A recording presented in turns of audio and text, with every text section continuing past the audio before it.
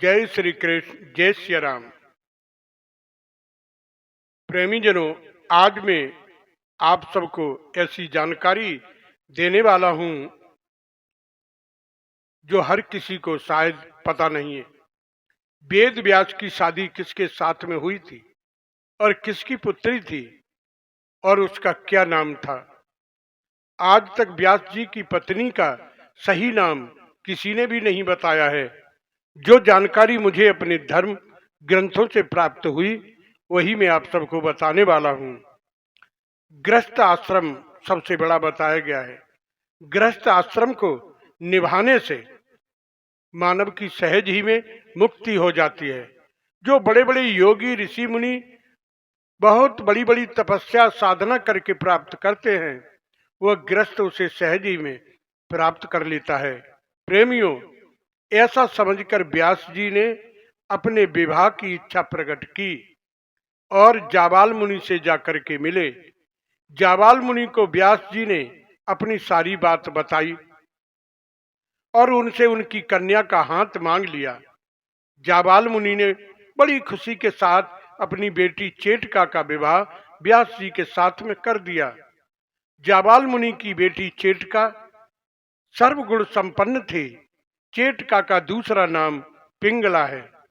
इस प्रकार वेद व्यास जी का विवाह हुआ। प्रेमी जनों, कुछ दिनों के बाद पिंगला के गर्भ से सुखदेव जी आए। 12 वर्ष बीत गए पर वह बाहर नहीं निकले। सुखदेव जी की बुद्धि बड़ी प्रखर थी।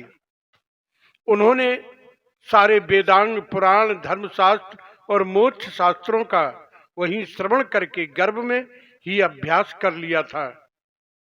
यदि पाठ करने में किसी से कोई भूल होती तो सुखदेव जी गर्भ से ही डांट देते।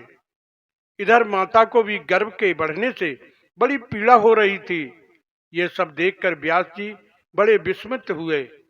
एक दिन उन्होंने गर्भिष्ठ बालक से पूछा, तुम कौन हो? सुखदेव जी ने कहा, जो 84 लाख योनियां बताई गई हैं उन सब में मैं घूम चुका हूं। ऐसी दशा में मैं क्या बताऊं कि मैं कौन हूं? व्यास जी ने कहा, तुम बाहर क्यों नहीं आते? सुखदेव जी ने कहा, मैं भयंकर संसार में भटकते मुझे बड़ा वैराग्य हो गया है, पर मैं जानता हूं गर्भ से बाहर आते ही वैष्णवी माया के प्रभाव से सारा ज्ञान वैराग्य हवा हो जाएगा। अतएव मेरा विचार इस बार गर्भ में रहकर ही योग अभ्यास करने का है, इसी में रहकर मोक्ष सिद्ध करने का है। व्यास जी ने कहा, तुम बाहर आओ, तुम्हें माया नहीं पकड़ेगी, मैं तुम्हें माया से बचाऊंगा, तुम बाहर आओ। प्रेमी जनों, इस प्रकार सुखदेव जी बाहर तो आए पर तुरंत ही वन के लिए चलने लगे। ये देखकर व्यास जी बोले, बेटा तुम यहीं ठहरो, तुम कहां जा रहे हो? तुम्हारे संस्कार होना है।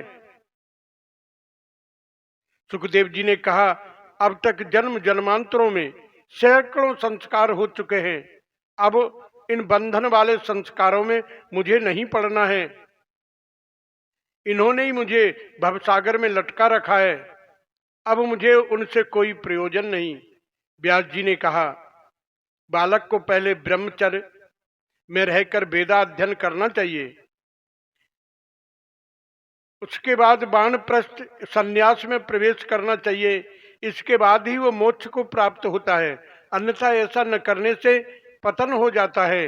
व्यास जी ने सुखदेव जी को बहुत से उपदेश दिए, लेकिन सुखदेव जी नहीं यहाँ रुके, वो वन की ओर चले गए।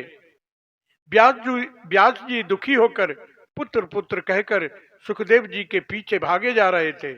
तभी नारद जी का मिलन हुआ। व्यास जी से सब वृतांत जानकर नारद जी बोले, व्यास जी आप अपने कुछ शिष्यों को जंगल में भेजें और वहां भागवत के सुंदर श्लोक का मधुर सुर से पाठ करवाएं, जिससे सुखदेव जी उनको सुनकर आकृष्ट होंगे और उनके पास आएंगे। इससे वे आपके पास आ जाएंगे। इस प्रकार नारद जी ने व्यास जी को समझाया। व्यास जी धन्य धन्य कहकर अपने आश्रम की ओर चले गए। जय श्री कृष्ण, जय सिया राम।